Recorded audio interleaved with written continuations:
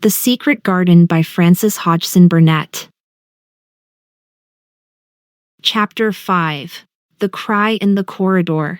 At first, each day which passed by for Mary Lennox was exactly like the others. Every morning she awoke in her tapestried room and found Martha kneeling upon the hearth building her fire. Every morning she ate her breakfast in the nursery, which had nothing amusing in it, and after each breakfast she gazed out of the window across to the huge moor which seemed to spread out on all sides and climb up to the sky, and after she had stared for a while she realized that if she did not go out she would have to stay in and do nothing. And so she went out. She did not know that this was the best thing she could have done, and she did not know that, when she began to walk quickly or even run along the paths and down the avenue, she was stirring her slow blood and making herself stronger by fighting with the wind which swept down from the moor. She ran only to make herself warm, and she hated the wind which rushed at her face and roared and held her back as if it were some giant she could not see. But the big breaths of rough fresh air blown over the heather filled her lungs with something which was good for her whole thin body and whipped some red color into her cheeks and brightened her dull eyes when she did not know anything about it. But after a few days spent almost entirely out of doors she wakened one morning knowing what it was to be hungry, and when she sat down to her breakfast she did not glance disdainfully at her porridge and push it away, but took up her spoon and began to eat it and went on eating it until her bowl was empty. "They got on well enough with that this morning, didn't they?" said Martha. "It tastes nice today," said Mary, feeling a little surprised herself. "It's the air of the moor that's given thee stomach for the victuals," answered Martha. "It's lucky for thee that there's got victuals as well as appetite. There's been 12 in our cottage as had the stomach and nothing to put in it. You go on playing you out. A doers every day and you'll get some flesh on your bones and you won't be so yeller." "I don't play," said Mary. "I have nothing to play with." "Nothing to play with," exclaimed Martha. "Our children plays with sticks and stones. They just runs about and shouts and looks at things." Mary did not shout, but she looked at things. There was nothing else to do. She walked round and round the gardens and wandered about the paths in the park. Sometimes she looked for Ben Weatherstaff, but though several times she saw him at work he was too busy to look at her or was too surly. Once when she was walking toward him he picked up his spade and turned away as if he did it on purpose. One place she went to oftener than to any other. It was the long walk outside the gardens with the walls round them. There were bare flower beds on either side of it, and against the walls ivy grew thickly. There was one part of the wall where the creeping dark green leaves were more bushy than elsewhere. It seemed as if for a long time that part had been neglected. The rest of it had been clipped and made to look neat, but at this lower end of the walk it had not been trimmed at all. A few days after she had talked to Ben Weatherstaff Mary stopped to notice this and wondered why it was so. She had just paused and was looking up at a long spray of ivy swinging in the wind when she saw a gleam of scarlet and heard a brilliant chirp, and there, on the top of the wall, perched Ben Weatherstaff's robin redbreast, tilting forward to look at her with his small head on one side. "Oh," she cried out, "is it you? Is it you?" And it did not seem at all queer to her that she spoke to him as if she was sure that he would understand and answer her. He did answer. He twittered and chirped and hopped along the wall as if he were telling her all sorts of things. It seemed to Mistress Mary as if she understood him, too, though he was not speaking in words. It was as if he said, "Good morning. Isn't the wind nice? Isn't the sun nice? Isn't everything nice? Let us both chirp and hop and twitter. Come on! Come on!" Mary began to laugh, and as he hopped and took little flights along the wall she ran after him. Poor little thin, sallow, ugly Mary, she actually looked almost pretty for a moment. "I like you! I like you!" she cried out, pattering down the walk, and she chirped and tried to whistle, which last she did not know how to do in the least. But the robin seemed to be quite satisfied and chirped and whistled back at her. At last he spread his wings and made a darting flight to the top of a tree, where he perched and sang loudly. That reminded Mary of the first time she had seen him. He had been swinging on a treetop then, and she had been standing in the orchard. Now she was on the other side of the orchard and standing in the path outside a wall, much lower down, and there was the same tree inside. "It's in the garden no one can go into," she said to herself. "It's the garden without a door. He lives in there. How I wish I could see what it is like." She ran up the walk to the green door she had entered the first morning. Then she ran down the path through the other door and then into the orchard, and when she stood and looked up there was the tree on the other side of the wall, and there was the robin just finishing his song and beginning to preen his feathers with his beak. "It is the garden," she said. "I am sure it is."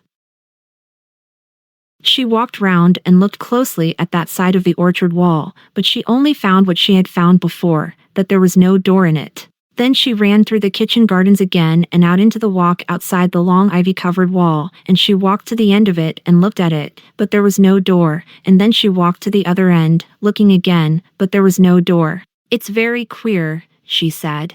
"Ben Weatherstaff said there was no door and there is no door. But there must have been one 10 years ago, because Mr. Craven buried the key." This gave her so much to think of that she began to be quite interested and feel that she was not sorry that she had come to Misselthwaite Manor. In India she had always felt hot and too languid to care much about anything. The fact was that the fresh wind from the moor had begun to blow the cobwebs out of her young brain and to waken her up a little. She stayed out of doors nearly all day, and when she sat down to her supper at night she felt hungry and drowsy and comfortable. She did not feel cross when Martha chattered away. She felt as if she rather liked to hear her, and at last she thought she would ask her a question. She asked it after she had finished her supper and had sat down on the hearthrug before the fire. "Why did Mr. Craven hate the garden?" she said. She had made Martha stay with her and Martha had not objected at all. She was very young, and used to a crowded cottage full of brothers and sisters, and she found it dull in the great servants' hall downstairs where the footmen and upper housemaids made fun of her Yorkshire speech and looked upon her as a common little thing, and sat and whispered among themselves. Martha liked to talk, and the strange child who had lived in India, and been waited upon by blacks, was novelty enough to attract her. She sat down on the hearth herself without waiting to be asked. "Art thou thinking about that garden yet?" she said. "I knew the wood. That was just the way with me when I first heard about it." "Why did he hate it?" Mary persisted. Martha tucked her feet under her and made herself quite comfortable. "Listen to the wind wuthering round the house," she said. "You could bear stand up on the moor if you was out on it tonight." Mary did not know what wuthering meant until she listened, and then she understood. It must mean that hollow shuddering sort of roar which rushed round and round the house as if the giant no one could see were buffeting it and beating at the walls and windows to try to break in. But one knew he could not get in, and somehow it made one feel very safe and warm inside a room with a red coal fire. "But why did he hate it so?" she asked, after she had listened. She intended to know if Martha did. Then Martha gave up her store of knowledge. "Mind," she said, "Mrs. Medlock said it's not to be talked about. There's lots of things in this place that's not to be talked over. That's Mr. Craven's orders. His troubles are none servant's business, he says. But for the garden he wouldn't be like he is. It was Mrs. Craven's garden that she had made when first they were married, and she just loved it, and they used to tend the flowers themselves.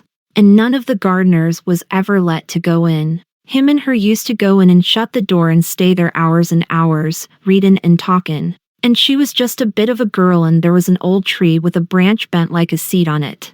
And she made roses grow over it, and she used to sit there. But one day when she was sittin' there the branch broke and she fell on the ground and was hurt so bad that next day she died. The doctors thought he'd go out of his mind and die too. That's why he hates it. No one's never gone in since, and he won't let anyone talk about it." Mary did not ask any more questions. She looked at the red fire and listened to the wind wuthering dot. It seemed to be wuthering louder than ever. At that moment a very good thing was happening to her. For good things had happened to her, in fact, since she came to Misselthwaite Manor. She had felt as if she had understood a robin and that he had understood her. She had run in the wind until her blood had grown warm. She had been healthily hungry for the first time in her life, and she had found out what it was to be sorry for someone. She was getting on. But as she was listening to the wind she began to listen to something else. She did not know what it was, because at first she could scarcely distinguish it from the wind itself. It was a curious sound. It seemed almost as if a child were crying somewhere. Sometimes the wind sounded rather like a child crying, but presently Mistress Mary felt quite sure that this sound was inside the house, not outside it. It was far away, but it was inside. She turned round and looked at Martha. "Do you hear anyone crying?" she said. Martha suddenly looked confused. "No," she answered. "It's the wind. Sometimes it sounds like as if someone was lost on the moor in Wayland. It's got all sorts of sounds. But listen," said Mary. "It's in the house, down one of those long corridors." And at that very moment a door must have been opened somewhere downstairs, for a great rushing draught blew along the passage and the door of the room they sat in was blown open with a crash, and as they both jumped to their feet the light was blown out and the crying sound was swept down the far corridor so that it was to be heard more plainly than ever. "There," said Mary. "I told you so. It is someone crying, and it isn't a grown-up person." Martha ran and shut the door and turned the key, but before she did it they both heard the sound of a door in some far passage shutting with a bang, and then everything was quiet, for even the wind ceased wuthering for a few moments. "It was the wind," said Martha stubbornly. "And if it wasn't, it was little Betty Butterworth, the scullery maid.